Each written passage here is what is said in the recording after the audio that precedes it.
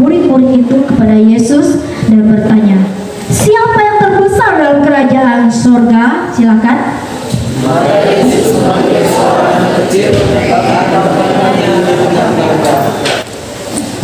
Lalu berkata, aku berkata kepadamu, sesungguhnya jika kamu tidak bertobat dan menjadi seperti anak kecil ini, kamu tidak akan masuk ke dalam kerajaan surga.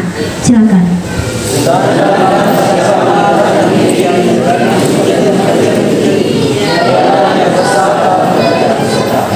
Dan barang siapa menyambut seorang anak seperti ini dalam namaku, ia menyambut aku. Silakan yang keenam.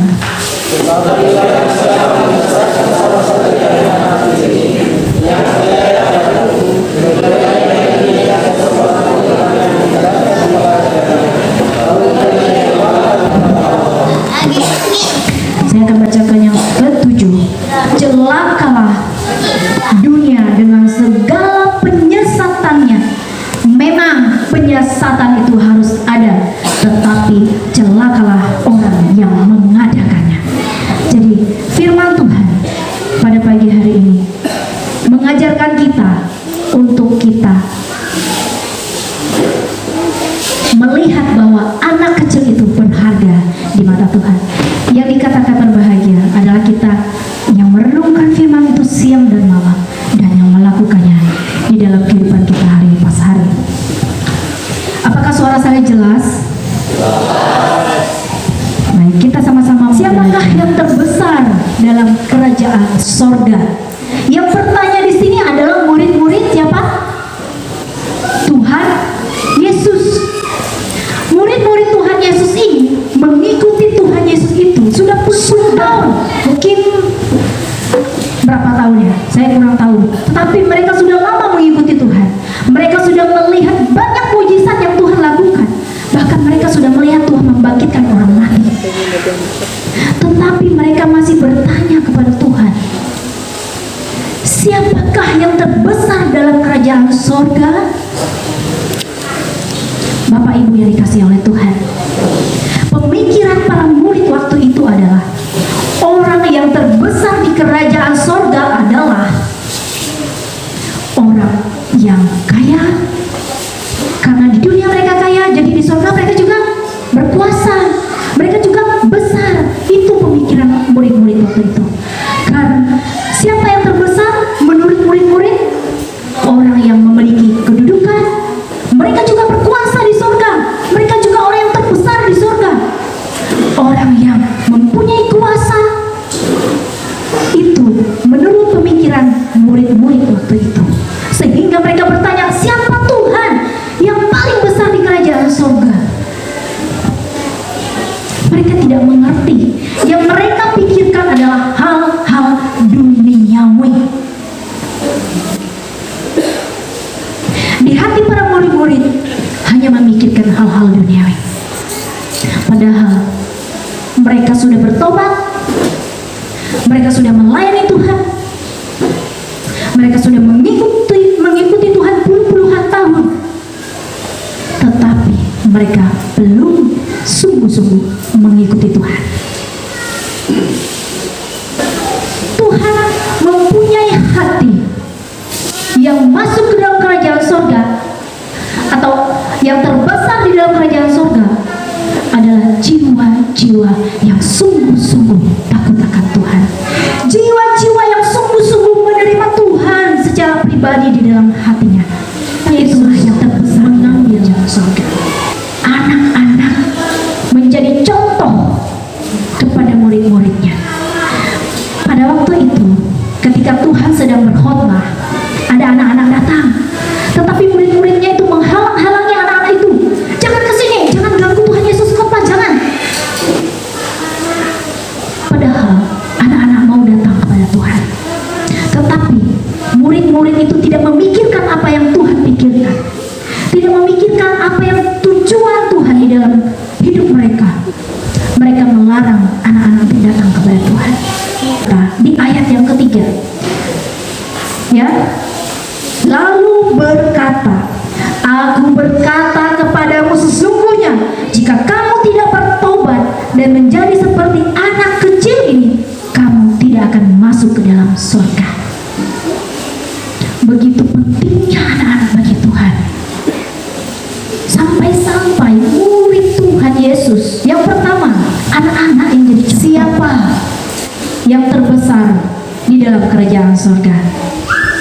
Ya, yang pertama, anak adalah pribadi yang bernilai tinggi.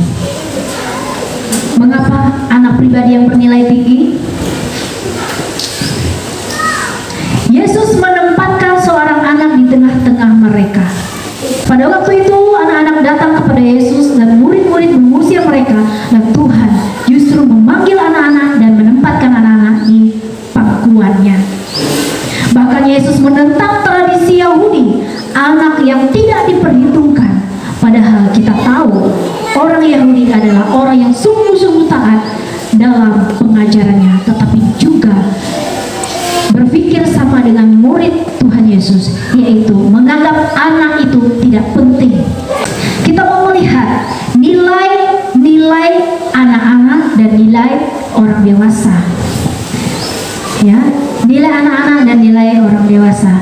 Ada seorang hamba Tuhan, pendeta, dia mempunyai jemaat. Jemaatnya itu besar, dan waktu itu dia mengadakan KKR. Ketika KKR, dia menantang jemaatnya, siapa yang mau percaya sama Tuhan sungguh-sungguh. Yang maju hanya 2 orang anak dan 1 orang dewasa. Akhirnya anak itu maju, dan 2 anak maju dan 1 orang dewasa, dan didoakan untuk terima Tuhan Yesus. Nah, setelah itu dia pulang ke rumah dan istrinya bertanya, bagaimana pelayanannya? Baik. Bagaimana jemaatnya? Ya, berapa orang yang terima Tuhan Yesus? Ada 2,5 orang. Anak itu dia umurnya, ya katakanlah umur 7 tahun, 8 tahun. Dia masih banyak usia, ibaratnya itu masih penuh, masih panjang hidupnya, sehingga diperhitungkan 1 orang, tetap 1 orang. Dan orang dewasa yang umurnya sudah 40 tahun, ya maaf ya, yang sudah 40 tahun itu sudah setengah orang, sehingga dia bilang 2,5 orang. Jadi kira-kira yang di atas 40 tahun berarti berapa lagi itu? Ya, kita tidak tahu ya, tapi Tuhan bilang manusia hidup berapa tahun? 60 tahun. Kalau dia kuat 70 tahun. Kalau kuat lagi 80 tahun. Lebih dari itu. Apa? Sakit, penderitaan. Yang kedua, siapa yang terbesar di dalam kerajaan surga? Yang kedua adalah, mengapa anak-anak penting bagi Allah? Karena anak adalah pribadi yang sering kali diabaikan, sehingga menjadi penting bagi Allah. Anak sering, sedangkan barang siapa merendahkan diri dan menjadi seperti anak kecil ini, dialah yang terbesar dalam kerajaan surga. Jadi anak yang terbesar. Yang kedua, ayat yang kelima, dan barang siapa menyambut seorang anak seperti ini dalam nama anak itu penting bagi Allah, menyambut aku. Karena anak adalah pribadi yang dapat mempercayai Allah sepenuhnya. Anak dapat mempercayai Allah sepenuhnya di ayat yang ke-6. Tetapi barang siapa menyesatkan salah satu dari anak-anak kecil ini yang percaya kepadaku, lebih baik baginya jika sebuah batu kilangan diikatkan pada lehernya, lalu ia ditenggelamkan ke dalam laut. Anak-anak percaya sepenuhnya kepada Tuhan. Silakan lanjutkan lagi. Kepada Tuhan. Mengapa anak itu percaya sepenuhnya kepada Tuhan? Karena orang dewasa cenderung mengandalkan kekuatannya atau mempercayai Tuhan hanya untuk mendapatkan berkat yang bersifat sementara. Saya mau percaya Tuhan karena supaya Tuhan memberkati usaha saya. Saya mau percaya Tuhan supaya Tuhan memberkati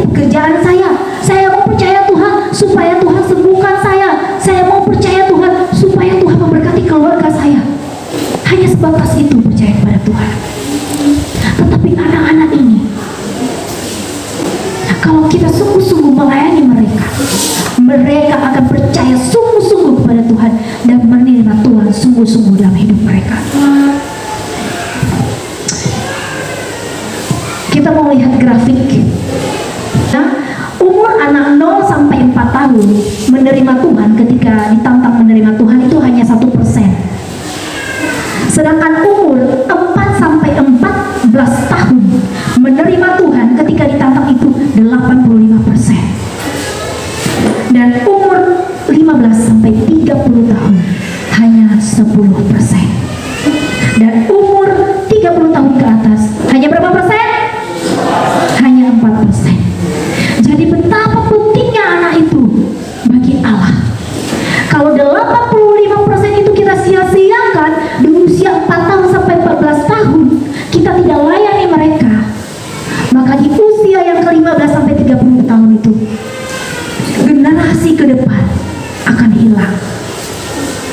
Mari, saya mengajak gereja, jemaat Tuhan untuk melayani, untuk memperhatikan pelayanan anak.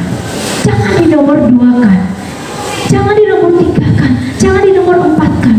Jika jemaat Tuhan di sini tidak bisa mengajar, mungkin setiap minggunya, oh saya sumbang snack aja buat anak-anak, atau saya sumbang aja minuman buat guru-guru. Bisa seperti itu. Kalau kita tidak bisa melayani di rumah, anak-anak pada hari Minggu tuh diingatkan, kamu pergi sekolah Minggu ya nak, ingat hari Minggu pergi sekolah Minggu. Kalau yang masih kecil antar anaknya. Loh, kita kan ngantar anak kita memenangkan jiwanya. Jadi jangan hanya pikirkan diri kita saja, kita harus ibadah, kita yang mau ke surga. Anak-anak juga mau ke surga, anak-anak juga mau kenal Tuhan.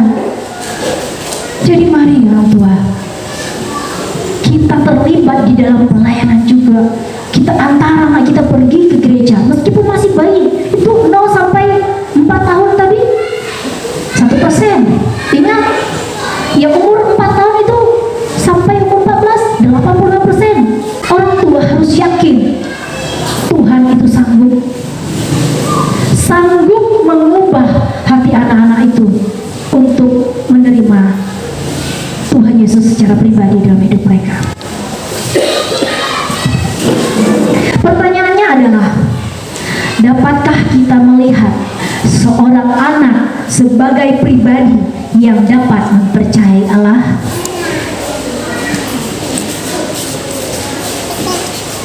Mempercayai Allah sepenuhnya dan membimbingnya secara pribadi menjadi Tuhan Yesus. Mungkin saya terlalu keras di dalam menyampaikan firman Tuhan, tetapi biar firman Tuhan ini bisa menegur kita semua. Ini adalah peringatan, pelayanan anak tidak boleh diabaikan. Mari yang ibu-ibu, mari yang pemuda-pemudi, bapak-bapak juga, siapa yang mau terlibat di dalam pelayanan anak, jangan anggap remeh pelayanan anak ini. Di ayat yang ke-6, tetapi barang siapa menyesatkan salah satu dari anak-anak kecil ini yang percaya kepadaku, lebih baik baginya. Yang gambar satunya, lebih baik baginya jika sebuah batu kilangan diikatkan pada lehernya, lalu ia ditenggelamkan ke dalam laut. Ini memotivasi ya, maksudnya begini. Firman Tuhan pada pagi hari ini memotivasi kita untuk kita memperhatikan pelayanan anak. Firman Tuhan pada pagi hari ini memberikan kita inspirasi, motivasi kepada kita semua untuk memikirkan apa yang penting bagi Allah. Itu juga penting bagi kita. Apa yang penting, anak penting bagi Allah. Apa yang penting bagi Tuhan menjadi penting bagiku. Mari ikuti saya. Anak penting bagi Allah,